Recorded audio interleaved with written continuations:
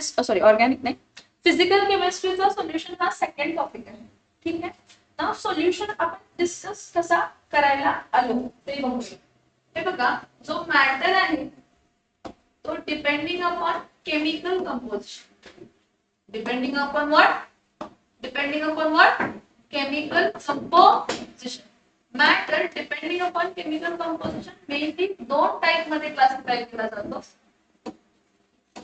Pure substances काय असतं? Pure substances. आणि दुसरे काय असतात तर मिक्सचर्स. मग प्युअर सबस्टन्सेस म्हणजे ज्याचं कंपोजिशन प्रोपोर्शन डेफिनाइट, म्हणजे जे काही प्रमाण मोजमाप आहे तो फिक्स्ड प्रपोर्शन असतो. Pure substance definite proportion pure substance. ठीक आहे. पण जेव्हा मिक्सचर्स म्हणतो त्याचा प्रपोर्शन डेफिनाइट नसतो. आपण इथं काय म्हणतो त्याला? Indefinite proportion. कसला प्रपोर्शन असतो? इनडेफिनाइट. म्हणजे त्याचा प्रपोर्शन आपण व्हॅरी करू शकतो. आणि प्युअर सबस्टन्सला फर्दर आपण दोन टाइप मध्ये क्लासिफाय करतो. कोणते दोन टाइप आहेत तर एक आहे एलिमेंट्स आणि दुसरं काय आहे तर कंपाऊंड्स. हे एलिमेंट्स आणि कंपाऊंड आपण some basic concept of chemistry, structure of atom हे 11वी मध्ये आपण मोस्टली बघितलं. ठीक आहे. आता आपण फोकस कशासाठी करायचं आहे तर मिक्सचर्स. ऍक्च्युअली मिक्सचर्स जे आहेत ते मिक्सचर परत दोन टाइप मध्ये क्लासिफाय केले जातात. कोणते दोन टाइप आहेत तर होमोजेनियस मिक्सचर्स. कसले मिक्सचर्स? Homogeneous mixtures. दुसरा कोणता असतो तर हेटेरोजेनियस मिक्सचर. होमोजेनियस मिक्सचर म्हणजे काय? जेव्हा दोन किंवा दोन पेक्षा जास्त सबस्टन्सेस मिक्स झालेले आहेत. मिक्स झाल्यानंतर तुम्हाला सिंगल फेज मिळाले. फॉर एक्झाम्पल सॉल्ट आणि शुगर, सॉल्ट आणि वॉटर ऍड केलं. सॉल्ट सॉलिड स्टेट मध्ये होतं आणि वॉटर कोणत्या स्टेट मध्ये होतं तर लिक्विड स्टेट मध्ये. पण जेव्हा सॉल्ट मी वॉटर मध्ये ऍड केली, कम्प्लिटली तो डिसॉल्व्ह झाला, त्यामुळे आपल्याला सिंगल फेज मिळाली लिक्विडची. समजते का? एअर पण होमोजेनियस मिक्सचर आहे कारण त्यामध्ये खूप सारे गॅसेस प्रेझेंट आहेत. पण ते काय आपण आयडेंटिफाय करू शकत नाही की ह्यामध्ये एक पेक्षा जास्त गॅस प्रेझेंट आहे. आपण म्हणतो एअर आहे, पण आपण डिस्कवर केले की एअर मध्ये ऑक्सिजन आहे, नायट्रोजन आहे, इनर्ट गॅसेस आहेत. सो होमोजेनियस मिक्सचर्स असे mixtures which are same phase throughout. आणि हेटेरोजेनियस मिक्सचर्स मध्ये आपण काय म्हणतो की त्यामध्ये काय असणार आहे तर डिफरंट फेजेस असतात. काय असणार आहे तर डिफरंट फेजेस प्रेझेंट असणार आहेत. बरं, हे जे आहे हेटेरोजेनियस मिक्सचर्स, ह्या हेटेरोजेनियस मिक्सचर्स मध्ये परत दोन टाइप असतात. कोलाइड्स आणि दुसरा कोणता असतो तर सस्पेन्शन.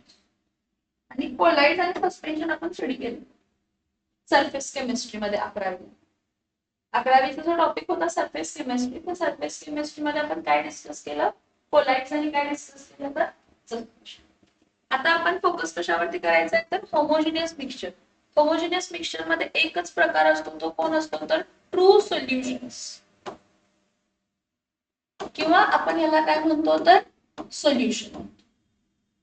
होमोजेनियस मिक्सचर मध्ये काय वेगवेगळे प्रकार नसतात. होमोजेनियस मिक्सचर म्हणजे ट्रू सोल्युशन्स. होमोजेनियस मिक्सचर म्हणजे काय असतात ट्रू सोल्युशन्स. बरं, हे तिघ जे आहेत सोल्युशन्स, कोलाइड्स आणि सस्पेन्शन, हे डिस्टिंग्विश कसं केलेलं आहे तर कोलाइड, सस्पेन्शन्स वगैरे डिस्टिंग्विश केले पार्टिकल साइज वरती. कशावरती? पार्टिकल साइज वरती. ट्रू सोल्युशन्स किंवा सोल्युशन्स जेव्हा आपण म्हणतो त्यावेळी पार्टिकल साइज ही 10⁻⁷ सेंटीमीटर पेक्षाही कमी असते. जी पार्टिकल साइज आहे ट्रू सोल्युशन मधल्या पार्टिकल्सची, कोणत्या पार्टिकल्सची? ट्रू सोल्युशन मधल्या पार्टिकल्सची. ट्रू सोल्युशन मधल्या पार्टिकल्सची जी काही पार्टिकल साइज आहे ती 10⁻⁷ सेंटीमीटर पेक्षाही कमी आहे. सोप्या भाषेत 10⁻⁹ मीटर म्हणजे 1 नॅनोमीटरच्या रेंज मध्ये त्याची पार्टिकल्स. आणि तेवढी छोटी पार्टिकल साइज असते त्यामुळे आपण आयडेंटिफाय करू शकत नाही की त्यामध्ये एक पेक्षा जास्त फेज प्रेझेंट आहे. त्यामध्ये एक पेक्षा जास्त फेजेस काय आहेत प्रेझेंट. समजते? कोलाइड्स मध्ये काय असते? पार्टिकल साइज 10⁻⁴ टू 10⁻⁷ सेंटीमीटर असते. आणि सस्पेन्शन्स मध्ये particle size more than more than काय असते तर 10⁻⁻⁷. काय असते पार्टिकल साइज 10⁻⁻⁷ सेंटीमीटर पेक्षा काय असते तर जास्त. कोलाइड्स मध्ये समजते मी काय सांगितलं, सॉरी सस्पेन्शन्स मध्ये. बरं आपण फोकस कशावरती करणार आहे, आपला जो टॉपिक आहे त्या टॉपिकचं नावच काय आहे, solutions. So now we are going to focus on mixtures. कोणतं मिक्सचर, होमोजिनियस मिक्सचर. कोणतं mixture, homogeneous mixture. So if I have to define solution, मला जर सोल्युशनला डिफाइन करायचं असेल, what is solution? A solution is a homogeneous mixture. A solution is a homogeneous mixture of two or more substances mixed in any proportion. Mixed in any proportion. And their proportion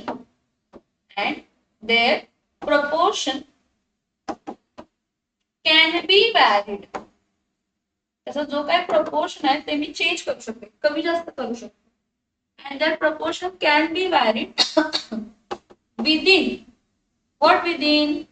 within certain limit. certain limits मध्ये मी त्याचा proportion कमी जास्त करू शकते. जे काही components present आहेत ते. So a solution is a homogeneous mixture of two or more substances mixed in any proportion. कोणत्याही proportion मध्ये मिक्स झाले आणि त्याचा proportion मी कमी जास्त करू शकते within certain limit. ह्याला आपण काय म्हणणार आहे तर सोल्युशन्स. सोल्युशन्स काय आहेत तर मिक्सचर्स. पण मिक्सचर्स कोणते आहेत तर होमोजिनियस काय आहेत तर mixture. Now next, depending upon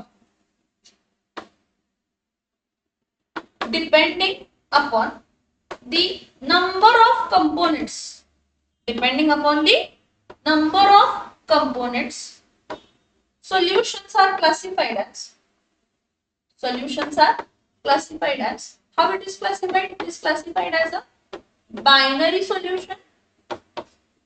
Next is ternary solution, and the other one is quaternary solution. तर ह्या नावावरूनच तुम्हाला समजत असेल की बायनरी सोल्युशन म्हणजे त्यामध्ये किती कंपोनेंट्स प्रेझेंट आहेत तर दोन. बायनरी सोल्युशन मध्ये किती कंपोनेंट्स प्रेझेंट आहेत, 2 कंपोनेंट्स. टर्नरी सोल्युशन मध्ये किती कंपोनेंट्स प्रेझेंट असणार आहेत, 3 कंपोनेंट्स. आणि क्वाटर्नरी सोल्युशन मध्ये किती कंपोनेंट प्रेझेंट असणार आहेत, क्वाटर्नरी मध्ये किती कंपोनेंट्स प्रेझेंट असणार आहेत तर 4 कंपोनेंट्स. किती कंपोनेंट्स प्रेझेंट असणार आहेत, नोट डाउन करता एवढं पटकन लिहून घ्या. आता आपण जे फोकस करतो ते बायनरी सोल्युशन्स वरती फोकस करतो. कशावरती फोकस करतो, आपला जो फोकस असतो तो कशावरती असतो तर binary solution. Our focus is on binary solutions. Now, who are binary solutions? The solution which consists of how many components? The solutions which consist of 2 components. The solution which consists of 2 components. The solutions which consist of 2 components. The solutions which consist of 2 components. Now look out over here. 2 component कोण असणार आहे, एक solute असणार आहे आणि एक काय असणार आहे तर सॉल्व्हेंट असणार आहे. सोल्यूट कसा असतो, लेसर प्रपोर्शन.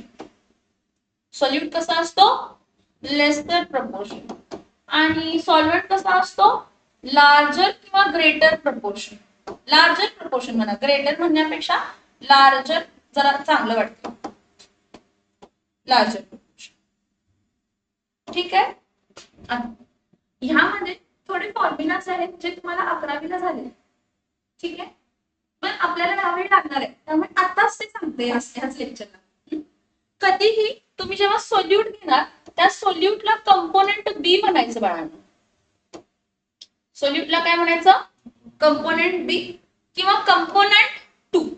तुमच्या टेक्स्टबुक मध्ये 2 आहे कंपोनेंट. सोल्यूट म्हणजे कंपोनेंट काय असतो तर 2. ठीक आहे. नेक्स्ट सॉल्व्हेंट हा कंपोनेंट काय कन्सिडर केला जातो? ए. आणि आपल्या टेक्स्टबुक मध्ये तो कंपोनेंट काय आहे तर 1. समझ में आया? यस और नो? Okay fine. आता थोडे टर्म्स आहेत जे आपल्याला माहित असायला पाहिजे आणि जे आपल्याला सोपं जाणार. तुम्हाला आता जरी म्हणाल की काय मॅम कशात शिकवताय, नंतर ना इझी जाईल. जर W1 घेतला, W1 म्हणजे वेट ऑफ काय असते तर सॉल्व्हंट. कोणाचा वेट असतो? सॉल्व्हंटचा वेट. आणि W1 किंवा त्यालाच आपण काय म्हणू शकतो तर WA. नेक्स्ट WB किंवा W2 काय असणार आहे तर वेट ऑफ काय असणार आहे तर सोल्यूट.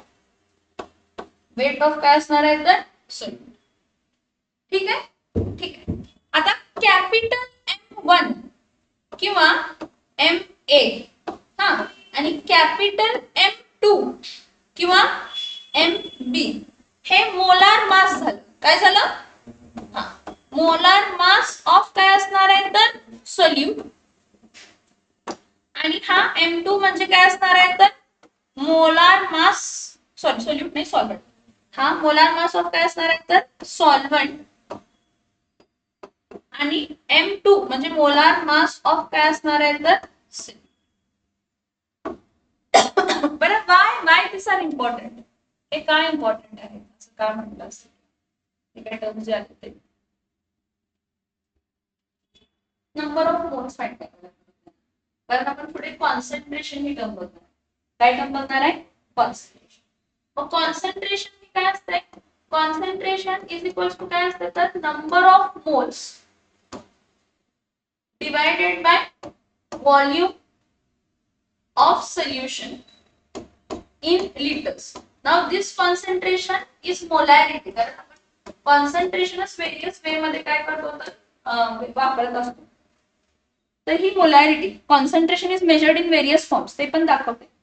पण ठीक आहे, कॉन्सन्ट्रेशन म्हणजे number of moles upon volume of काय असतं सोल्युशन. म्हणजे मला नंबर ऑफ मोल्स पाहिजे. म्हणजे नंबर ऑफ मोल्स कोणाचे तर नंबर ऑफ मोल्स ऑफ इथं काय तर हे सोल्यूट असतं. ठीक आहे. ठीक आहे. आता number of moles of solute N2 is equals to काय असणार आहे तर weight of solute divided by molar mass of solute. N2 that is number of moles of काय आहे तर solute.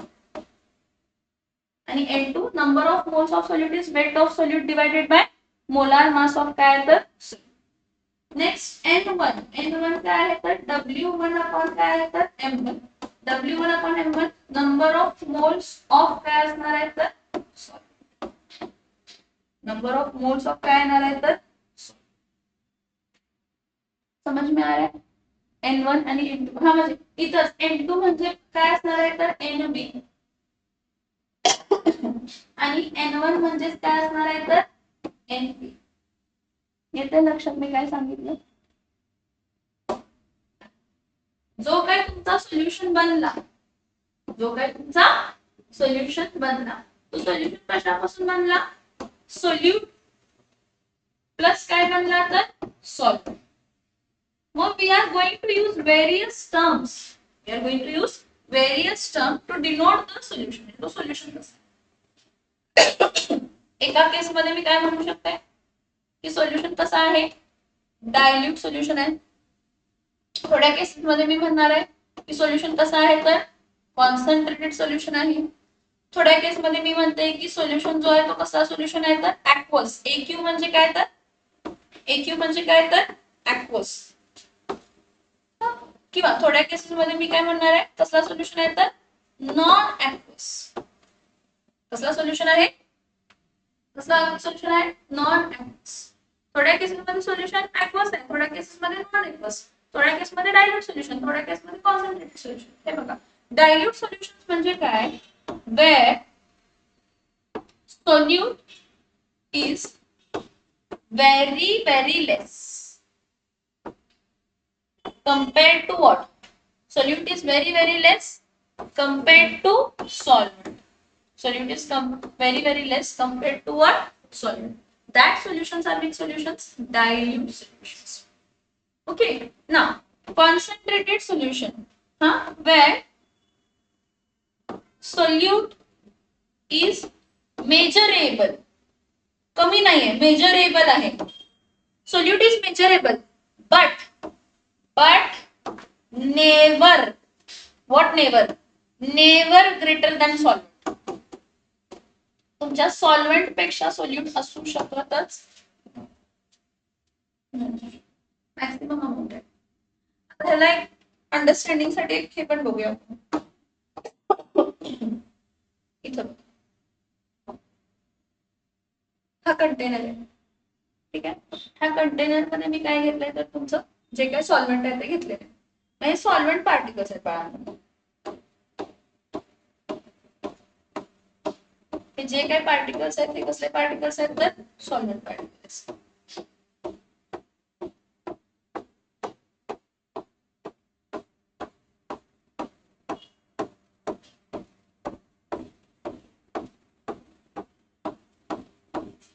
आता ही जी राहिली ना एम्प्टी स्पेस, जी राहिली ती, त्या एम्प्टी स्पेस मध्ये जर तुम्ही सोल्यूट ऍड केला, जर तुम्ही काय ऍड केला, जर तुम्ही काय ऍड केला, सोल्यूट ऍड केला, तर सोल्यूट ऍड केला तर तो सोल्यूट जातो कुठं, इथं एम्प्टी स्पेस मध्ये. त्या एम्प्टी स्पेस मध्ये गेला, कम्प्लिटली डिसॉल्व्ह झाला म्हणून आपल्याला दिसत. मग मला सांगा, हा जे काही सॉल्व्हेंट आहे ह्याच्या जे काही एम्प्टी स्पेस आहे ते सगळी एम्प्टी स्पेस म्हणजे मॅक्सिमम त्याची एम्प्टी स्पेस काय झालेली आहे तर भरलेली आहे. मॅक्सिमम त्याची एम्प्टी स्पेस काय झाली आहे, जर मॅक्सिमम त्याची एम्प्टी स्पेस भरलेली आहे तर that is a concentrated solution. कसला सोल्युशन आहे, कसला सोल्युशन आहे, कॉन्सन्ट्रेटेड. आणि खूप कमी अमाउंट ऑफ जी काही स्पेस अवेलेबल आहे ती भरलेली आहे, that is that. So always keep in mind की तुमचं सॉल्व्हेंट खूप खूप जास्त असतो आणि त्याचे जे एम्प्टी स्पेस आहे त्यामध्ये काय भरणार आहे तर सोल्यूट भरणार आहे. मग जर एम्प्टी स्पेसेस मध्ये सोल्यूट भरणार आहे तर ही एम्प्टी स्पेस कधीही सॉल्व्हेंट पेक्षा काय असणार आहे तर कमीच असते. मग ती एम्प्टी स्पेस जराशी भरली आहे, डायल्यूट सोल्युशन. जास्त भरली आहे, कॉन्सन्ट्रेटेड. समझ में आ रहा है डेफिनेशन? आता next aqueous solution. Aqueous solution कोण, जेव्हा सॉल्व्हेंट काय आहे वॉटर. ऍक्वस सोल्युशनला सॉल्व्हेंट काय असतो वॉटर. ऍक्वस सोल्युशनला सॉल्व्हेंट वॉटर. जर water is a universal solvent असं म्हणतो. वॉटर कसला सॉल्व्हेंट म्हणतो, युनिव्हर्सल सॉल्व्हेंट. सो जर तुमचं वॉटर सॉल्व्हेंट आहे ना ऍक्वस सोल्युशन, आणि जर तुमचं वॉटर सोडून काय आहे accept water,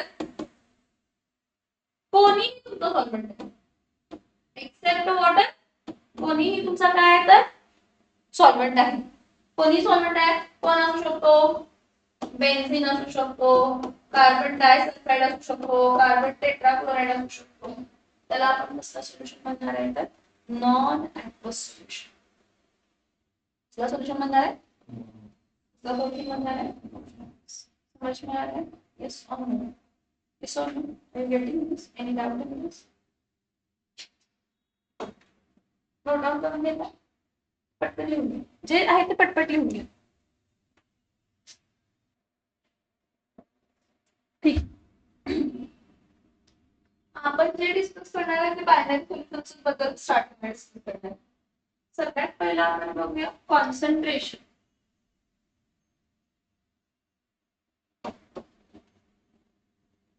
of solution he term बघूया,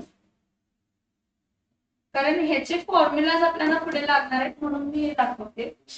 मला नाही दिलेलं ह्या सिलेबस कॅन्सल केले, पण हे आपल्याला फॉर्म्युला सगळे लागतात, समजून घ्यायला लागतात. सो कॉन्सन्ट्रेशन ऑफ सोल्युशन हे आपण वेरियस वेनं काय करू शकतो तर दाखवू शकतो. सो वेरियस वे मध्ये सगळ्यात पहिला आपण बघूया mass percent. Percent by mass. percent by mass of what? Percent by mass of solute. So percent by mass of solute चा फॉर्म्युला काय असतो तर mass of solute divided by mass of solute plus mass of काय असते तर solute. हा into काय असणार आहे तर 100. सो इथं बघा mass of solution is always equal to mass of solute plus mass of काय असते तर solute. Mass of solute plus mass of काय असते तर solute. Always because mass is an inherent property of an object. It does not depends on temperature. Temperature change झाला म्हणून mass change होणार असं नसतं. Mass of solution is always equal to mass of solute plus mass of काय आहे तर solute. आता मला म्हटलंय क्वेश्चन मध्ये की 10% of glucose, 10% of aqueous glucose solution असं म्हटलंय मला.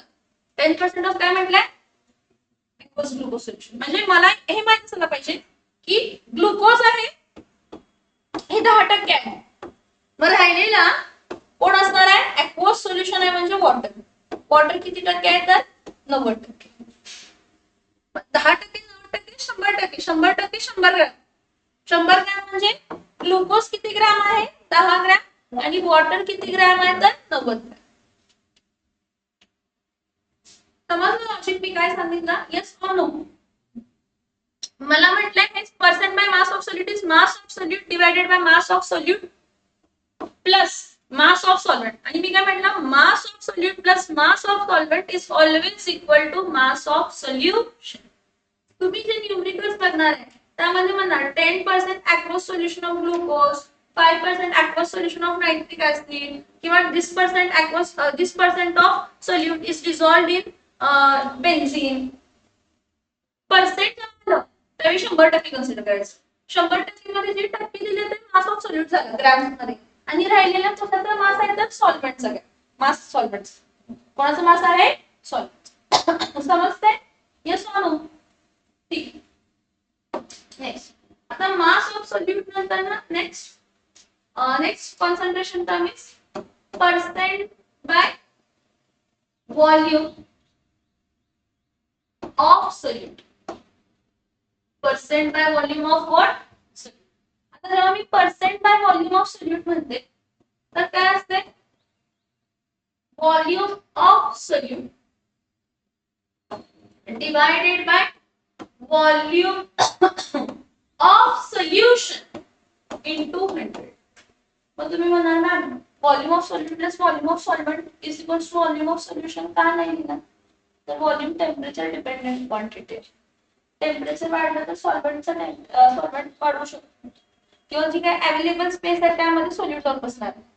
असं बघितलं ना ह्या केसमध्ये. हे बघा ह्याचं व्हॉल्यूम वाढलं का? ह्याचं व्हॉल्यूम वाढलं का? हे लेवल वरती आली का? आली का? नाही आली कारण जी काही एम्प्टी स्पेस होती ती भरली. त्यामुळे गरजेचं नाही की तुम्ही सोल्यूट ऍड केला म्हणून व्हॉल्यूम ऑफ सॉल्युशन वाढायलाच पाहिजे. So that's why we say volume of solute plus volume of solvent may or may not be equal to volume of solution. Volume of solute.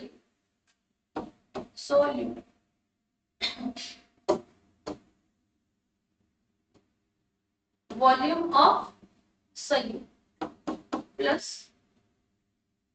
volume of solvent may be equal to असू शकते किंवा equal to नसू पण शकते. कोणाला? Volume of solution. Because volume is temperature dependent quantity. Volume is which quantity? पहिली गोष्ट temperature dependent आहे. दुसरी गोष्ट म्हणजे व्हॉल्यूम जी काय असते स्पेस ऑक्युपाय करते ना ती. मग तुमचं जे सोल्यूट आहे ते सोल्यूट अवेलेबल स्पेस जाऊन ऑक्युपाय करू शकतो नवीन स्पेस ऑक्युपाय करण्यापेक्षा. समजते? ठीक आहे. आता हे पण असते त्यामध्ये अजून एक दाखवते percent by mass. Percent mass by volume. Percent mass by काय आहे तर volume of solute. Percent mass by volume of solute काय असते मास ऑफ सोल्यूट डिवाइडेड बाय काय असते तर volume of solution. Volume of mass of solute पण volume of solution into काय असते तर इनटू काय असते 100. हे काय तेवढं वापरत नाही पण जेईला वगैरे वापरतात. सीईटीला नाही ना, सीईटीला मी तुम्हाला जे दाखवले. ठीक आहे. नेक्स्ट नेक्स्ट इंटरेस्टिंग टर्म्स जे आपण डिस्कस करणार कॉन्सन्ट्रेशनची. सगळ्यात पहिला काय आहे तर molarity. Now what is molarity? The number of moles of solute dissolved in a given what given in a given volume of solution. Given volume of solution in कशामध्ये तर लिटर्स. तुमचं व्हॉल्यूम हा कायम लिटर्स मध्येच असायला पाहिजे molarity major करताना. जर व्हॉल्यूम लिटर्स मध्ये नाहीये तर त्याला लिटर्स मध्ये कन्वर्ट करावं लागतं एवढं लक्षात ठेवा. So molarity is denoted by the letter capital M. Molarity is denoted by the letter capital M. So what is molarity? Molarity is number of moles of solute. Number of moles of solute NB किंवा N2 पण म्हणतो आपण त्याला. काय म्हणतो? N2 N2 divided by volume of solution and volume of solution should be in liters. Volume of solution should be in liters. आता ह्यालाच बघा molarity is equals to N2 into 1000 divided by volume. कशामध्ये असेल volume? Millilitres. कशामध्ये असेल? Millilitres मध्ये ना. मिलीलीटरला litre मध्ये कन्वर्ट करण्यासाठी 10⁻³ घेणार मी इथं. तो -3 वर जाऊन काय होणार आहे? इथे 10⁻³ होता खाली.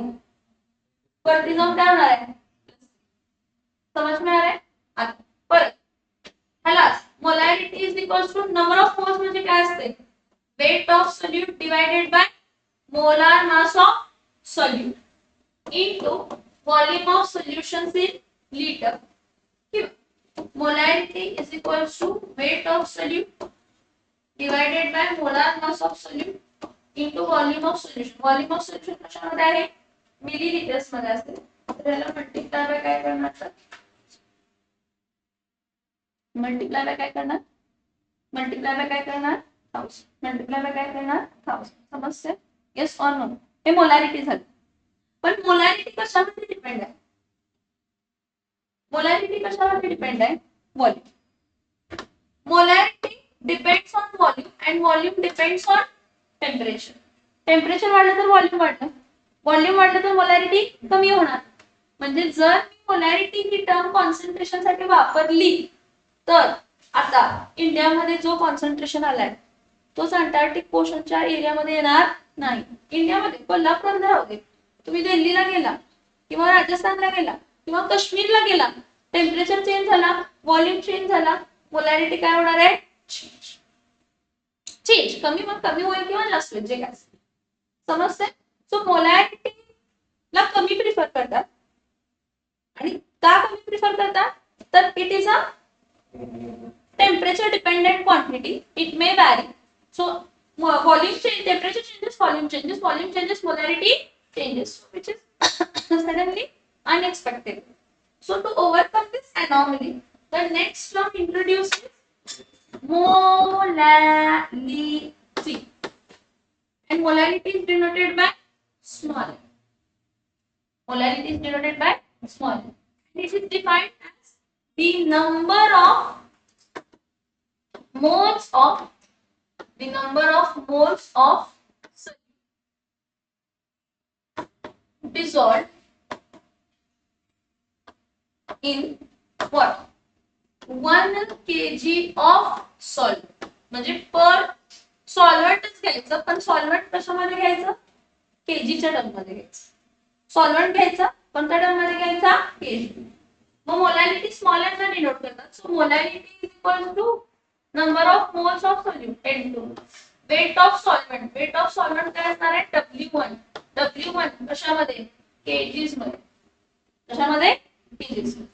मग number of moles of solute काय असते, weight of solute divided by काय असते तर molar mass of solute into weight of solvent in काय असते तर केजी. पण नाही, वेट ऑफ सॉल्व्हेंट जर केजी मध्ये नसेल आणि कशामध्ये असेल, ग्रॅम मध्ये. कशामध्ये असेल, मग इथं काय येणार आहे तर W2 divided by N2 into W1. आता W1 जर ग्रॅम मध्ये आहे तर याला मल्टिप्लाय बाय काय करणार आहे तर 1000. कशाने मल्टिप्लाय करणार आहे, 1000. आणि मोलॅरिटी इज इंडिपेंडेंट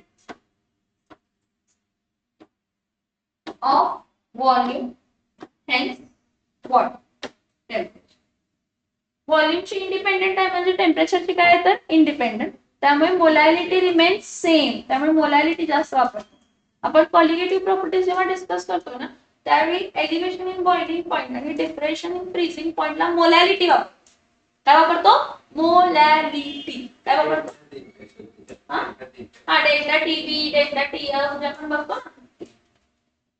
हे समजलं मी काय सांगितलं ते, यस और नो, यस और नो, नहीं समझ में. हाँ, अभी ये वेट ऑफ सॉल्वेंट केजी में है. अगर वही ग्राम में होता मुझे उसको केजी में कन्वर्ट करना है. सो 1 ग्राम यानी क्या रहता है 10⁻³ क्या रहता है केजी. तो 10⁻³ केजी नीचे आएगा ना, तो -3 ऊपर जाके क्या होगा प्लस. ये छोड़ दे, ये अलग ही है. इन केस तेरा मास जो है वो ग्राम्स में दिया है. किसमें दिया है, अगर मेरे को कंपल्सरी उसको केजी में कन्वर्ट करना है तो मैं -3 से मल्टीप्लाई करूंगी. तो -3 ऊपर जाके क्या हो जाएगा प्लस. मोलॅरिटी, मोलॅरिटी नंतर ना नेक्स्ट असते मोल फ्रॅक्शन. काय असते, मोल फ्रॅक्शन. आता मोल फ्रॅक्शन ऑफ सोल्यूट म्हणजे बी. मोल फ्रॅक्शन ऑफ सोल्यूट म्हणजे बी किंवा 1 2 ना, आपण 1 2 घेतो. Mole fraction of solute is equal to number of moles of solute divided by number of moles of solvent plus number of moles of solute. जो काय तुमचा कंपोनेंट आहे त्याचे number of moles divided by total number of moles. परत mole fraction is denoted by x, small x. आणि mole fraction of solvent x1 is equal to त्याचे number of moles divided by number of moles of both solute आणि काय येणार आहे तर. आणि हे विसरू नका, number of moles of solute म्हणजे काय असते, weight of solute divided by molar mass of solute. आणि number of moles of solvent म्हणजे काय असते तर weight of solvent divided by molar mass of solvent. समजते मी काय सांगते, यस और नो, यस और नो. आता हे झालं, हे समजलं मी काय सांगितलं ते. थोड्या केसेस मध्ये मी मोल फ्रॅक्शन पण यूज करणार आहे. एक लक्षात घ्या, मोल फ्रॅक्शन हा म्हणजे 2 कंपोनेंट किंवा 3 कंपोनेंट किंवा 10 कंपोनेंट असते. सगळ्यात पहिला mole fraction is dimensionless quantity. हा, unit of molality is mole per KG. Unit of molality is moles per KG. Units of molarity, हे मोलॅरिटी कॅपिटल एम असते काय. सो युनिट ऑफ मोलॅरिटी काय असते तर मोल्स पर काय असते तर लिटर असते. ठीक आहे. पण जर तुम्ही युनिट ऑफ काय बघितलं मोल फ्रॅक्शन, मोल फ्रॅक्शन इज डायमेन्शनलेस क्वांटिटी. मोल fraction is a dimensionless quantity. Why it is dimensionless quantity? Because it is the ratio of same terms. Why it is a dimensionless quantity? Dimensionless, dimensions काय येत नाही कारण हे पण number of moles आहेत आणि हे पण नंबर ऑफ मोल्स आहेत. मोल मोल कट झाला. मग मी तुम्हाला काय म्हटलं, बायनरी सोल्युशन असू दे, टर्नरी सोल्युशन असू दे, किंवा कितीही नंबर ऑफ मोल्सचा सोल्युशन असू दे, आपल्याला ऍड करून एक्स, हे बघा x1 प्लस काय घेतला x2, x1 ची व्हॅल्यू काय येणार आहे n1 divided by n1 plus काय येणार आहे तर n2, x2 is equal to काय येणार आहे तर n2 divided by n1 plus काय येणार आहे n2.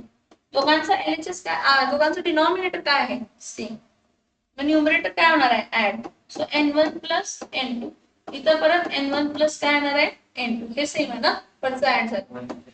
हा कायम लक्षात ठेवा इथं काय दोन आहेत म्हणून रे, पण जरी n जरी असलाच ना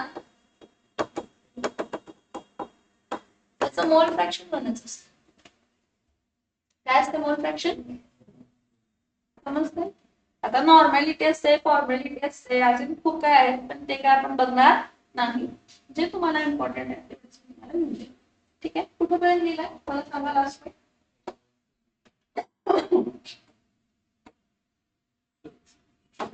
हे लिहून घेतलंय ना.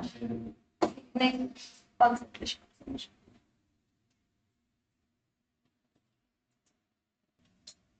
So here we are going to classify the solutions, types of solutions, binary solutions.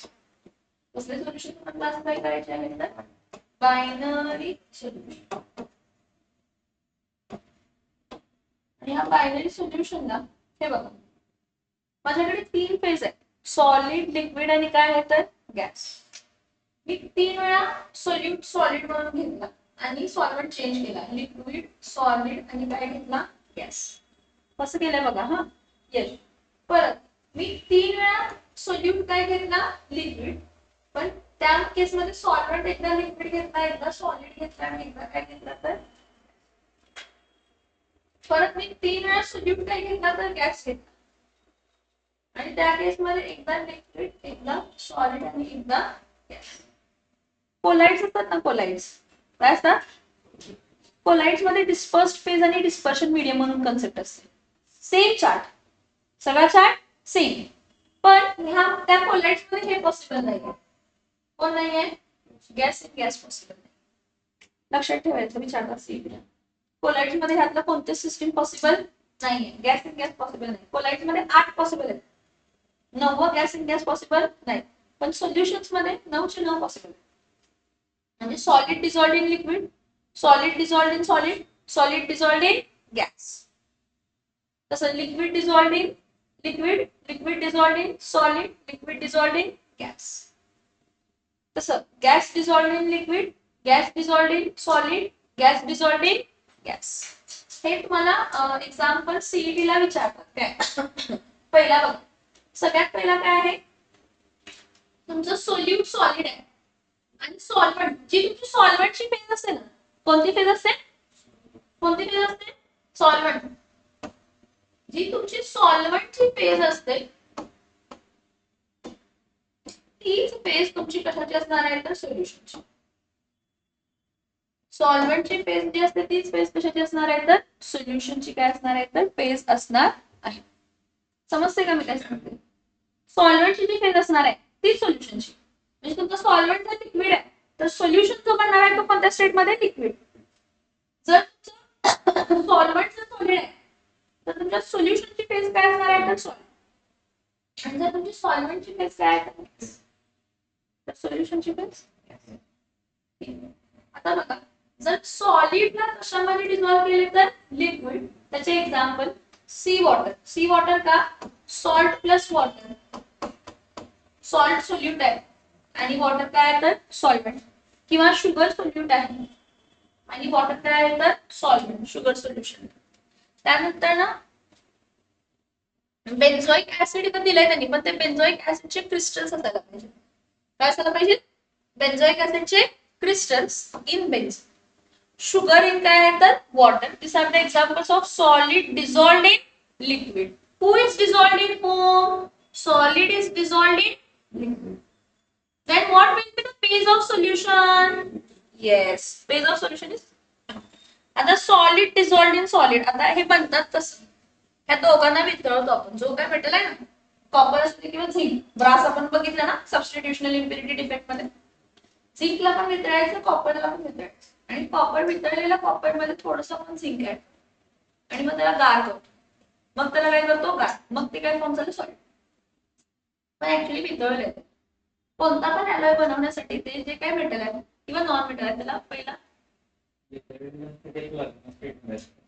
नाही प्लाझ्मा स्टेटला खूप हाय टेम्परेचर आहे, नॉर्मल त्याच्या मेल्टिंग पॉइंट प्रमाणे मेल्ट केलं जातं. लिक्विड लिक्विड पण फॉर्म झाल्यानंतर ना नॉर्मल टेम्परेचरला सॉलिड मध्ये असतं, म्हणून सॉलिड सोल्युशन म्हणतो. हे बघा सॉलिड इन सॉलिड आहे ना त्याला सॉलिड सोल्युशन म्हणतो.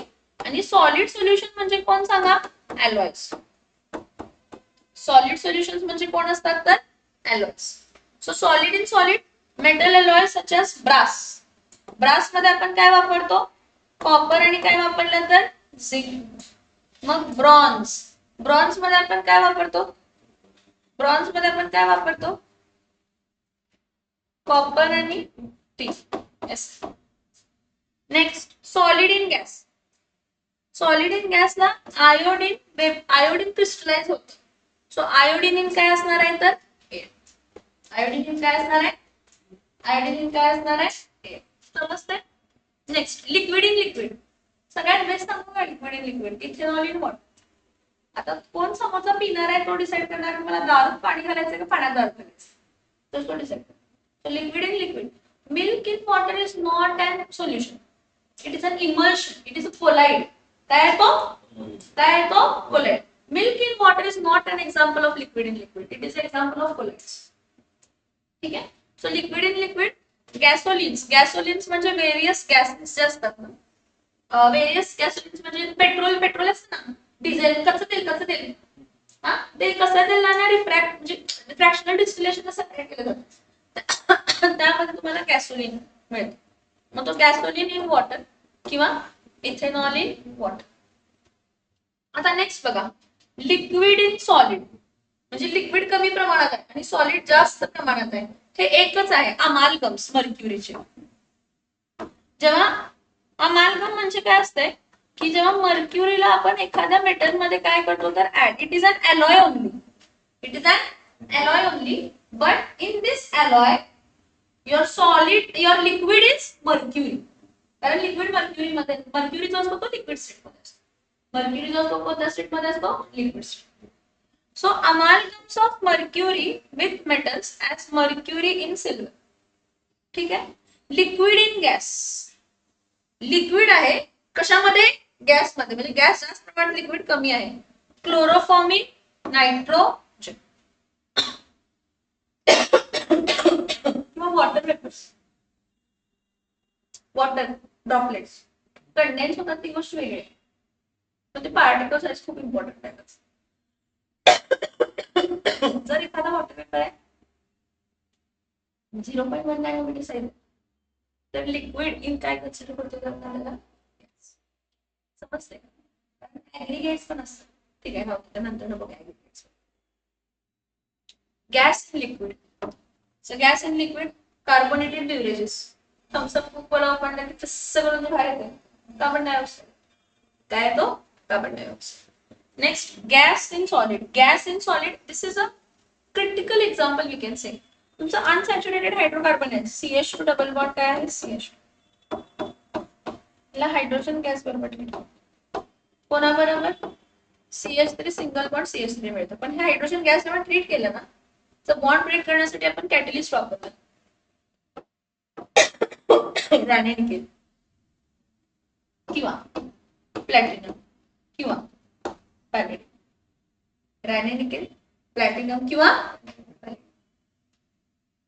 त्यामुळे ह्याचा बॉन्ड ब्रेक झाला. ऍक्च्युली ही तुमची जी निकेल किंवा प्लॅटिनम किंवा पॅलेडियमची सरफेस आहे ना, ह्यावरनं तुम्ही जेव्हा हायड्रोजन गॅस पास करताय तर तो हायड्रोजन ह्या बरोबर ऍक्च्युली बाउंड फॉर्म करतोय आणि तो बाउंड स्टेबल नसतो, अनस्टेबल असतो. तर तो इझिली ब्रेक व्हायला पाहिजे आणि परत डबल बॉन्डला काय व्हायला पाहिजे, ऍड व्हायला पाहिजे. कोणाला ऍड व्हायला पाहिजे. So gas in solid, hydrogen gas in पॅलेडियम.